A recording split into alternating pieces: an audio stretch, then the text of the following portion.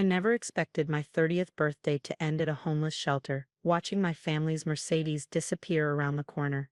The shelter worker, Sarah, looked at my designer clothes with confusion as she led me inside.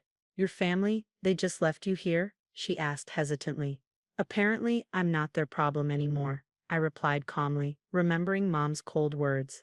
My crime? Refusing to marry the son of Dad's business partner, a merger arrangement disguised as a marriage proposal. The day had started with what I thought was a birthday lunch. Mom had insisted on hosting it at their country club, where appearances meant everything. I should have known something was wrong when I saw Mr. Chen and his son James there too.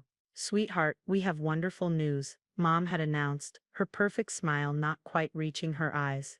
James has asked for your hand in marriage. The Chen family's real estate empire and our development company, it's a perfect match. When I politely declined, stating I wasn't interested in an arranged marriage, the facade cracked. Dad's face turned red, his whispered words sharp as knives. This isn't a request. The Chen merger depends on this marriage. Your trust fund, your position in the company, your inheritance, everything depends on you saying yes. I remembered looking around the table, Mom's tight smile, James's entitled smirk, Mr. Chen's calculating gaze. My answer remained the same, no. What followed was a carefully orchestrated humiliation. Dad publicly announced I was cut off, mentally unstable, and no longer part of the family. Mom made a show of crying about her ungrateful daughter as security escorted me out. But they didn't stop there. They had already packed my apartment, canceled my cards, and arranged for a driver to help me move.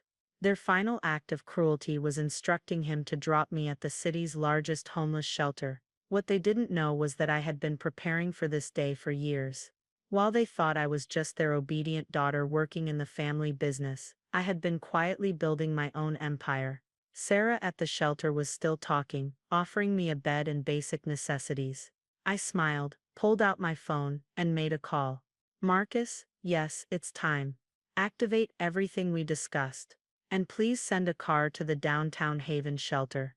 I turned to Sarah. I'll be leaving in a few minutes, but I'd like to make a substantial donation to your facility. Her eyes widened as I added several zeros to the check I wrote. Miss Thompson, this is more than our annual budget. I nodded. Consider it the first installment. My foundation will be in touch about a complete renovation and expansion program. The sleek black Bentley that arrived minutes later caused quite a stir. My driver Marcus had been with me since I started buying properties 6 years ago. He knew exactly what today meant. Everything is ready at the penthouse, Miss Thompson. The lawyers have activated all the holding companies, and the mayor is expecting your call. I smiled, remembering how my family had never questioned why I worked such long hours in the property division. They assumed I was trying to prove myself worthy of the family business. In reality, I was learning every detail about their real estate holdings, their weaknesses, and their vulnerabilities. While they focused on their precious downtown development projects, I had systematically acquired properties through various shell companies. Small buildings at first, then entire blocks, always staying under their radar. They were so convinced of their own importance that they never noticed the new players slowly taking over their territory. Now I owned more prime real estate in the city than they did.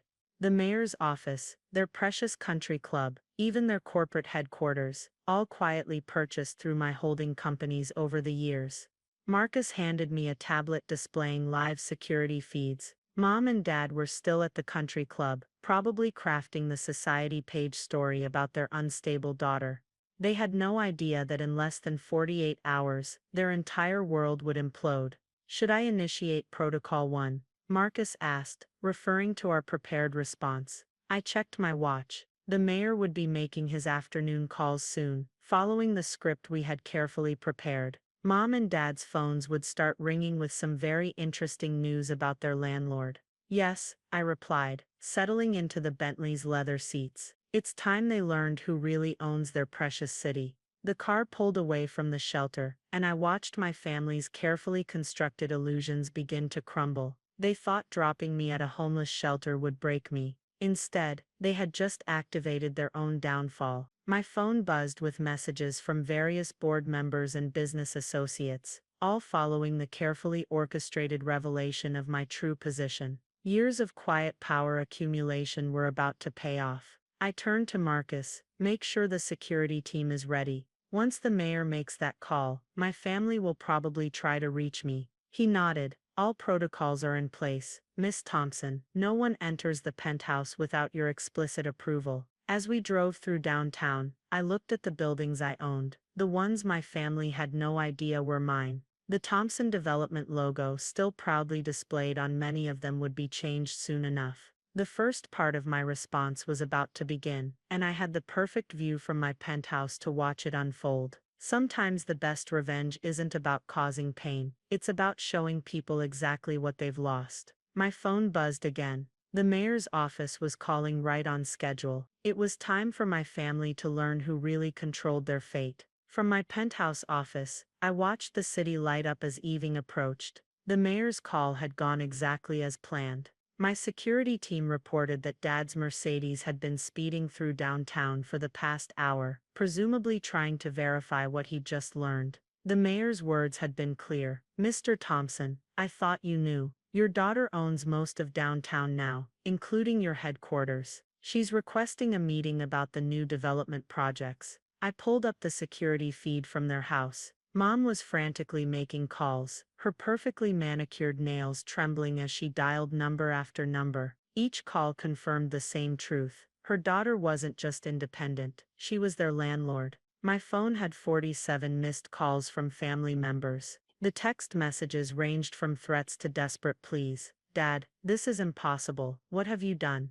Mom, sweetie, please call us. We need to talk. Brother, you can't do this to the family. I smiled, remembering how they'd watched me walk into that homeless shelter just hours ago. Amazing how quickly attitudes change when power shifts. Marcus entered with a stack of documents. The lawyers have prepared everything. Would you like to review the new lease terms? I nodded, examining the papers. The new terms were fair but firm. Significantly higher rent for all Thompson Development properties, strict compliance requirements, and most importantly, no special favors or family discounts. A commotion in the lobby caught my attention on the security feed. Dad had arrived, demanding to see me. The security team was handling it exactly as instructed, polite but immovable. I'm sorry, Mr. Thompson, but you'll need an appointment. Miss Thompson's office will contact you to schedule a meeting. I watched him turn red, the same color he'd been at lunch when I refused the arranged marriage. I'm her father. I demand to see her now. The head of security remained professional. Sir, if you continue to make a scene, we'll have to escort you out of the building, the one you no longer own. That last part was a little petty, but I allowed it. Sometimes small satisfactions are worth it. My phone buzzed with a message from Mr. Chen. We should discuss this situation. Perhaps we can reach a new arrangement. I archived it without responding. The Chen family would learn soon enough that their attempted merger was now impossible. I owned too many key properties they needed. Marcus cleared his throat. The press release is ready for tomorrow morning. The business papers will announce the new ownership structure of downtown properties. Your family's company stock is already dropping on the rumors. I looked at the draft headline. Silent power player reveals downtown empire. Thompson Air controls major properties. The article detailed how a young executive had quietly built a real estate empire under everyone's noses. It mentioned my background in property development, but focused on my independent success. Not once did it mention my family's attempt to force an arranged marriage, or their actions today. Sometimes silence speaks louder than accusations. My assistant entered with more updates. The country club board is requesting an urgent meeting. They're concerned about the ownership change. Also, your mother's social committee is in chaos. Apparently, they just realized their annual charity gala venue is now yours. I allowed myself a small smile. The social humiliation would hurt Mom more than any financial loss. Her carefully cultivated position in society depended on controlling these venues and events. Schedule the club meeting for next week, I replied, and inform the charity committee that all previously approved events will need new venue contracts. Standard rates apply. The sun had fully set now, the city lights creating a glittering backdrop to my victory. In the reflection of the window, I saw not the family failure they'd labeled me, but the power player I'd become. My phone buzzed one final time. A message from Sarah at the shelter. The contractors arrived to discuss the renovation. Thank you for changing lives here. That, more than anything else, made me smile. True power isn't in revenge, but in choosing how to use your influence. I turned to Marcus. Prepare the conference room for tomorrow. It's time to show this city what real leadership looks like. The security feed showed Dad's car finally leaving the building. He'd learned soon enough.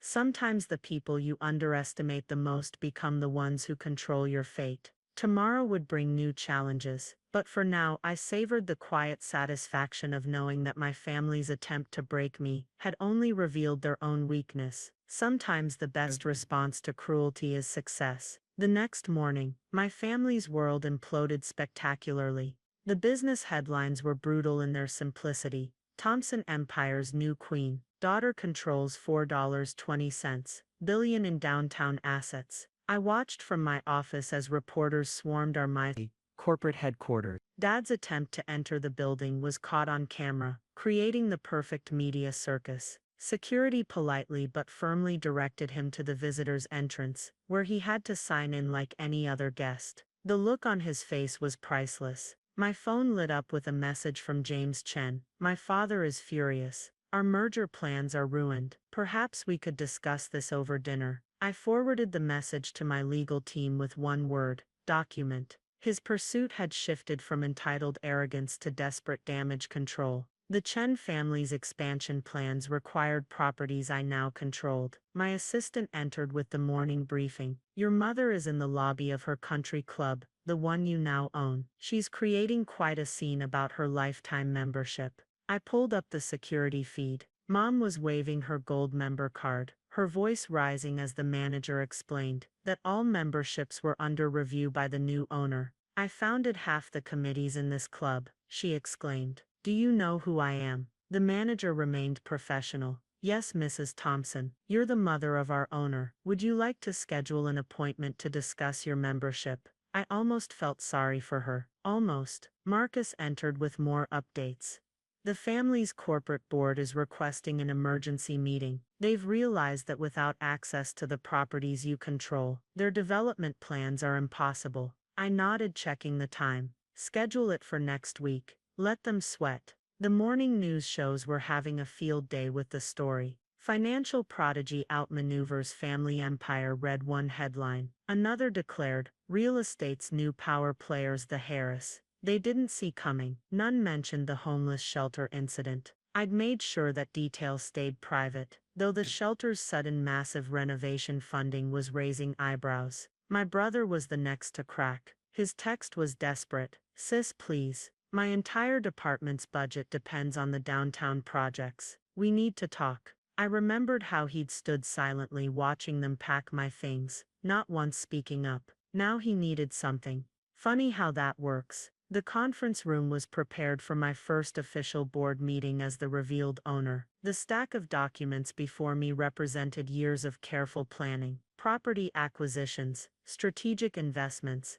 and now complete control. Sarah from the shelter called with an update. The contractors are amazing. They say the new facilities will be ready in months, not years. You've given so many people hope. That call centered me, reminding me why I'd worked so hard. Power wasn't just about control, it was about impact. My phone buzzed again. Dad's name appeared. The board is in chaos. You've destroyed everything we built. Was this your plan all along? I finally responded, my first direct communication since the shelter. No, Dad, you taught me well. Family business is only for real family. I just built my own. The response was immediate. We are your real family. I left it on read. Marcus appeared with another update. The Chen Corporation is attempting to salvage their position. They're offering to buy several key properties at triple market value. Decline, I replied. Some things aren't for sale. The afternoon brought more revelations as the full scope of my ownership became clear. The Thompson family's social and business circles were imploding as people realized where the true power lay. My assistant entered one last time. Your father's assistant called.